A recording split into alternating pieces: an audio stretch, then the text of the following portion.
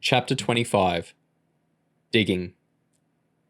James made such a hash of the laptop hacking test, Amy kept him upstairs in the mission preparation room until gone 9 o'clock for extra tuition. He got ratty with her as his brain stubbornly refused to accept any more information. When they got downstairs to the dining hall, the kitchen had finished serving. There was a fridge stocked up with sandwiches and microwave meals, but James had been looking forward to a proper dinner before his return to Luton and Zeri's dodgy cooking. James slammed the door of his bedroom. He was in a stinking mood. He packed his hacking textbooks and some odd bits in a backpack, then stripped to his boxers and went to take a pee before getting in bed. There was a muggy smell as he got near his bathroom, like the smell trainers get after a couple of hours on a muddy football field. It spooked him a bit. His imagination toyed with dead rats and leaking sewage as he leaned in warily and flipped on the light. What the hell? It was Lauren, propped on the toilet lid in her filthy training kit. Her hair was cropped, she had a nasty scab down her face, and all the cuts and bruises you'd expect after a month of basic training. What's going on? James asked. I messed up, Lauren said miserably, and I'm in so much trouble. She did a massive sniff, followed by a howling noise. Then she broke into 5 minutes of the most desperate bawling James had ever heard. He tried to give her a hug, but she wouldn't let him anywhere near her. Lauren, James pleaded, I want to help you, but I can't until you tell me what's happened. Lauren seemed to see the sense in this and looked up from the floor. I hit, she sniffled, unable to control herself. She stood up and draped her filthy arms around James's back. Her kit stank of mud and sweat. Calm down and sit on my bed, James said gently, rubbing his sister's back. He stepped backwards out of his bathroom, with Lauren flopped over him. It felt like dancing with a drunk. When he got near his bed, James peeled off Lauren's arms and she slumped onto the corner of his mattress. I hit him, Lauren sniffed. Who? James asked. Mr. Large. James sat down beside her. I doubt he even felt it, Lauren. He's 10 times your size. He felt it all right, Lauren said, salvaging a touch of composure. James reached over to his bedside table and got her a tissue. Bethany injured her back yesterday morning, Lauren explained. We were on the assault course. I was helping her as much as I could, but she was still slow. We finished the course miles behind the other kids. Mr. Large started shouting his head off. You two are worthless. You're not fit to be cherubs. You're not even fit to eat your own puke. He got 2 spades and told us to start digging our own graves. It was a standard torture from Mr. Large's repertoire. James and Kerry had got it a couple of times when they were in basic training. Large made you dig a massive hole, then fill it in. If he decided you weren't fast enough, he'd make you do it again. It's so tough, Lauren said. I managed, but my back and shoulders were killing me. Bethany had a bad back to start with, so you can imagine how she was after 2 hours digging. Large made me stand to attention at the edge of my grave until Bethany was finished. She kept slowing down until she could barely drag her shovel. She begged Mr. Large for a drink, so we got that massive fire hose and drenched her with it. By the time he'd finished, the water was up to her knees. She was crying and sobbing, covered from head to toe in really thick mud. Then he started kicking the mud she'd already dug up back into the hole. It was hitting her in the face, and he screamed at the top of his voice, You're too weak, little girl. You'll never make it. Why don't you quit? It made me so angry. I was so sick of his stupid voice. I just got this urge to make him shut up. Then I realized I still had my spade on the ground, right in front of me. You didn't, James gasped. When Mr. Large turned around, I took this massive swing with it and whacked him behind the knees to knock him over. The first time only made him go wobbly. He started turning towards me, and I was so scared. I thought he was going to kill me, so I whacked him again. As he went down, he caught his head on a rock and got knocked out. James couldn't help smiling. You knocked out Mr. Large? That's pure class. It's not funny, James, Lauren moped. I'm probably going to get expelled. I thought I'd killed him for a minute. There was all blood coming out of his head. I was so afraid I ran out of the training compound and didn't stop. I wanted to speak to you before anyone else, so I went to my room and phoned you. Zara said you were on campus, but I'm not allowed upstairs to mission preparation, so I waited for you here." James pondered for a few moments. "First things first," he said. "You better wash up. Then we'll have to find Mac and sort this whole mess out." "Do you think they'll boot me out?" Lauren asked. "I hope not," James shrugged. "But laying out a teacher, let's just say it's not going to go down too well." James found some of his smaller clothes for Lauren to wear after she got out of the shower. When they got down to the ground floor, Mac's office was locked. They asked the receptionist on the front desk. "Mac usually heads home at about 8, he explained, "but one of the training instructors got injured, and I think he's still over at the medical unit. I can ring his mobile if it's urgent." "I think you'd better," James said. The receptionist had a short conversation before putting down the receiver. "Mac's coming over ASAP, the receptionist said. "I don't know what you two have done, but judging by the tone of his voice, I wouldn't want to switch shoes with you at the moment." A few minutes later, Mac rolled up the gravel driveway outside in one of the golf buggies the staff used to move around campus. "This way," he said stiffly, striding through reception. He pulled a great bunch of keys out of his jacket and unlocked his door. "Sit at the desk." James nervously sank into one of the leather chairs at the big oak desk. Lauren looked ready to start crying again. "So, young lady," Max snapped, "would you be so kind as to tell me why my senior training instructor is lying in the medical unit with a serious concussion and 8 stitches in the side of his head?" "I'm really, really sorry," Lauren grovelled. "He made me so mad. Poor Bethany could hardly stand up, and Mr. Large wouldn't leave her alone." "If Bethany was injured, she should have quit," Max said. "It wasn't your business to interfere." "So what are you going to do to her?" James asked. "I don't like expelling people," Max said. "But if I don't expel a cherub for a serious assault on a member of staff, then what exactly do you get expelled for?" "I know what Lauren did is wrong," James said. "But it's not like she walked into a classroom and belted a teacher for no reason. She was knackered, and she was watching one of her friends get tortured by a raving lunatic. Everyone wants to take a swing at Mr. Large at some point during basic training. It's just unlucky Lauren happened to have a spade nearby when the thought crossed her mind." Max said, covering a tiny smile with his fingers. "I suppose there's an element of truth in that. If I did expel Lauren, though, we'd send her to a good school and set her up with a foster family near campus so that you could visit her at weekends." "I don't care if she only lives across the street," James said. "If she goes, I'm going with her. We were separated after our mum died, and I don't ever want that again." "Recruiting cherubs is tricky," Max said, "and I don't want to lose either of you two. But if I allow Lauren to stay, she'll have to accept a stiff punishment. Otherwise, we'll have every kid on campus taking pot shots at the training staff." "Please let me stay," Lauren begged. "I'll do whatever you want, and I'll be so good, I swear." "James," Max said, "do you have any thoughts on how we should make Lauren suffer?" James looked uneasily at his sister. "It's obviously got to be the worst punishment going," he said. "And it'll have to last the whole 2 and a bit months until she can restart basic training." "Agreed," Mac nodded. "What about cleaning toilets and changing rooms?" James said. "Everyone always says that's really horrible." "Not hard enough," Mac said, sweeping the idea away with his hand. "Kids get toilets and changing rooms for swearing or skipping lessons. It's unpleasant, but all it boils down to is pushing a mop and squirting disinfectant." "Worse than toilets, then," James said, trying to work out how Mac had twisted the situation around so that he was trying to think up some awful punishment for the person he was supposed to be helping out. "Well," Mac grinned, "it just so happens I did have an idea. There's a drainage problem in the wooded area on the far side of campus. The fields keep flooding because the ditches have gradually become blocked with silt. I reckon someone Lauren's size would take a couple of months to clean them all out.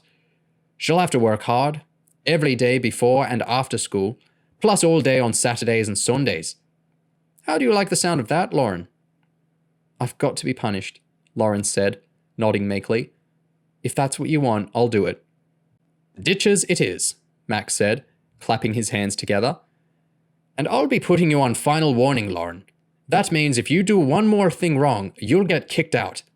And I mean every tiny thing. Run in the corridor, you're out. Miss a homework assignment, you're out. Get to class late, you're out. For the next 3 months, you're walking on eggshells. Your behavior must be immaculate. Is that understood? Lauren nodded. And there's one more condition, Max said. For you, James. For me? James gasped. Mac nodded. You've talked me into giving Lauren a final chance. In return, I want something from you. If Lauren breaches her final warning, I want you to promise that you'll stay at CHERUB. James thought for a couple of seconds. But you'll put her with a family nearby so I can still see her when I'm not on missions?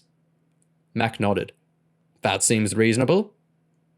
I suppose then, James said. It seemed pretty convenient, the way Mac had found the perfect punishment for Lauren. James suspected Mac had worked everything out in advance. The expulsion threat was a ploy to make him and Lauren squirm. And of course, Lauren, Mac grinned. Once you've cleaned out those ditches and start your second attempt at basic training, I'm sure Mr. Large will wreak his own special revenge. Lauren slept in James's room. The bed was a double, but the two of them still cuddled up in the middle. Lauren woke early and didn't seem too miserable, considering that the next 5 months of her life looked like being a living hell. Have you got a diary? She asked. It's in my desk, James said, still buried under his duvet. Lauren used the diary to work out that it was 174 days until she finished her punishment and basic training. She took a sheet of paper and began writing the numbers from 174 down to 0 in her neatest writing. James poked his head out of his covers. What are you doing, Lauren? Making a countdown chart. For the next 174 days, I'm not going to whinge or cry about anything. I'll take this piece of paper everywhere I go. However bad it gets, all I'm going to think about is how many hours it is until I can tick off the next number. In 174 days, I will pass basic training. I swear it, on our mum's grave. James scrambled out of bed. No way, he said angrily. You can't swear something like that on mum's grave. Some things are out of your control. What if you get injured or sick? I won't, Lauren said sternly. If something hurts, I'll close my eyes and think about the piece of paper in my pocket. It's a good idea to focus your mind, James said, sliding his legs into a pair of tracksuit bottoms. But try and be realistic. There are quite a few kids who've taken 3 or more attempts to get through basic training. You could be setting yourself up for a big disappointment. Lauren stood in front of James and barked an order. Slap my face. Yeah, I'm really going to hurt you, James said, shaking his head with contempt. I'll show you I can take it, Lauren said. As hard as you like. Give us a break, Lauren. You realise we could have lain in bed for at least another half hour? Lauren lunged forward, grabbed hold of James's nipple and gave it a savage twist. James rolled backwards onto his bed, howling in pain. What the hell did you do that for? He shouted. Slap my damn face, Lauren shouted back. You really want to see how tough you are? James raged. Fine, maybe I'll knock some sense into you. There was a sharp crack as his hand hit her face.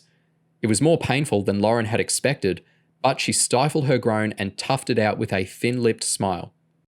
174 days, Lauren said. Believe it. James grinned. Will you be coming down to breakfast with me, or are you too tough for food as well? There were about 60 cherubs in the dining hall when James and Lauren arrived.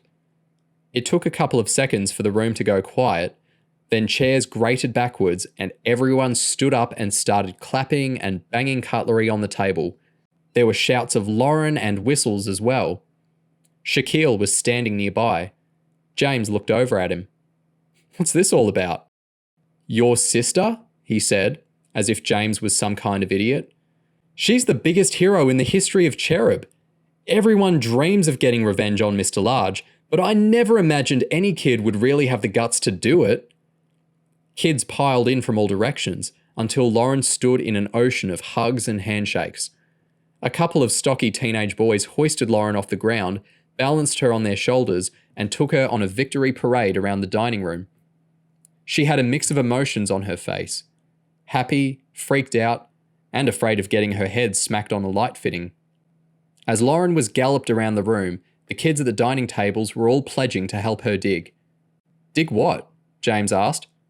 We heard Lauren's got to clean out the dishes at the back end of campus, Shaquille explained. Everyone is putting on their wellies and going up there Saturday morning to help her out. We reckon, with 100 or more kids on the job, we'll get the whole lot cleared out in a day. Cool, James said. That's really great of everyone. It's what she deserves, Shaquille said. I wish I'd belted Mr. Large one. There's a collection going around as well. Everyone's putting money in, and we're going to get her something from that shop in town that does trophies. Amy came up to James as Lauren was on her third circuit of the dining room. We had a whip roundup on my floor, Amy said. We got 70 quid. What's Lauren's favourite shop? She gets a lot of stuff from Gap Kids, James said. Why? There's already more than enough for the engraved tankard, Amy explained. We were thinking of getting her some gift vouchers. Or maybe a humongous teddy bear. Chapter 26. Socks. You're such a jammy little git, Kerry said. You realise me and Kyle are stuck here on Thornton until this mission is finished? It was a Friday night. They were in the boys' bedroom, and James was packing a hold-all for his flight to Miami in the morning. Well, that's the wrong attitude, James said, grinning. We're all equally important members of a team. It's just that my role is toasting on some beach in Florida while you get to spend half-term here. If you're lucky, someone might start a fire, and you can watch one of the derelict houses burn out. You're such a funny guy, Kerry sneered. How many socks do you reckon? James asked. At least one pair for each day. James looked in his underwear drawer and realised he only had 2 clean pairs. He started hunting around the floor and balling odd socks together. Aren't those dirty? Kerry asked. A bit, James said, but I've only worn most of them once. They don't smell that bad. He put one of them under Kerry's nose. See? Oh, for God's sake, Kerry said angrily, pushing James's arm away. They're appalling. James gave them a sniff. Phew, he gasped. Those ones are a bit right. Yeah, I think they're what I wore to boxing club last night. But most of these are okay. Kerry shook her head. You're an animal, James. She slid off the bed and walked across the hallway to her own room. James's mobile rang. Hey, April, James said. Where are you? I'm at the airport with Erin and my mum, April said. We're sitting here waiting to board the plane, and I thought I'd say hi. I only saw you a few hours ago, James said. Don't you want to talk to me? April said, with a hint of acid in her voice. Well, of course I want to talk to you, James lied. It's just, I'm really busy, packing and stuff. I'm wearing your Nike watch, April giggled. So I can think about you whenever I look at the time. Don't forget to give that back, James said. It's my only good one. Blow me a kiss, April said. James shook his head before doing a couple of quick smooches into his phone. I think Zara's calling me downstairs, April. I've got to hang up. Have a wonderful trip. Bye. James, Gotta go, April. Sorry.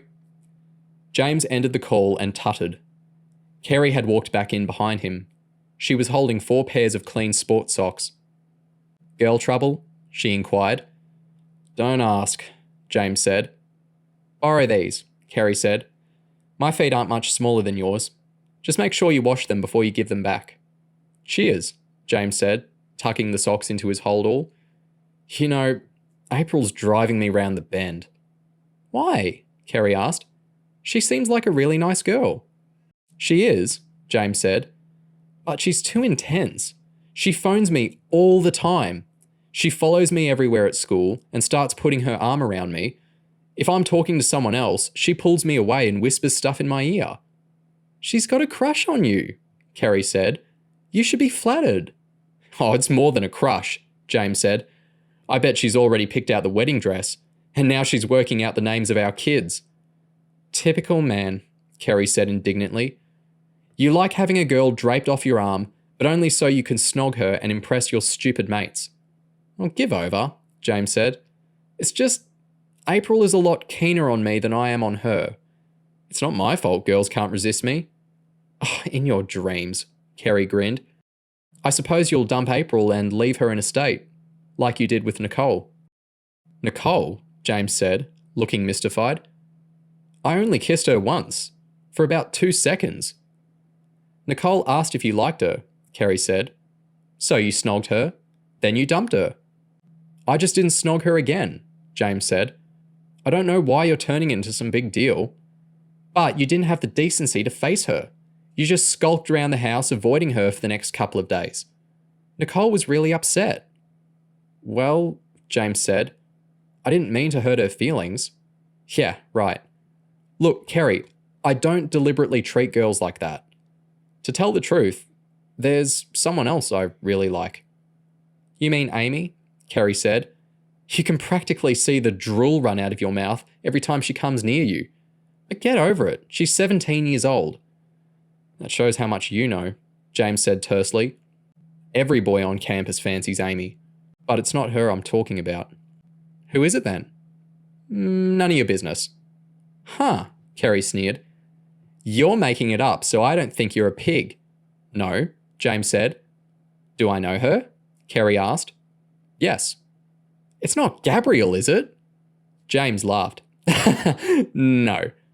Oh, you're such a plonker, Kerry said. I don't know why I'm even bothering to talk to you. James loved the way she reared up on the balls of her feet whenever she got ratty. You really want to know who I like? James said. I don't care, Kerry said, folding her arms. Fine, I won't tell you then. But James had piqued Kerry's curiosity, and she quickly changed her tack. Ugh, go on then. James toyed with the idea of making someone up, or saying something stupid. But he realised he was never going to have a better opportunity to tell Kerry how he really felt. He couldn't carry on bottling it for the rest of his life. He took a deep breath. His mouth dried up. He felt like his head was about to explode. Kerry shook her head. I knew you were lying. No, I like you, James blurted. He stared at Kerry for what felt like 1,000,000,000,000 years, studying her face for some kind of reaction. Are you winding me up? Kerry asked, suspiciously. Ever since basic training, James rambled. Even when we were covered in mud doing combat practice and you were battering me, there was something about you that I really liked. I mean, we're always really good together because we're kind of stuffy and do everything by the book, and I'm kind of, well, I suppose you could say I'm an idiot at times. You really like me? Kerry grinned. James felt like he wanted to die. Yes. So you're serious? Kerry asked. Because if you're messing with me, I'll punch every single tooth out of your dumb head. I swear, James said. So, am I wasting my time, or... Kerry smiled a bit. Well, everyone we know has been going on about us having a thing for each other. I never thought you really liked me, though. You're always going on about tits, and I've hardly got any. Yeah, well, James said. I'm not perfect either. But you do like me? Kerry nodded. When you're not driving me insane, you're just about my favourite boy on campus.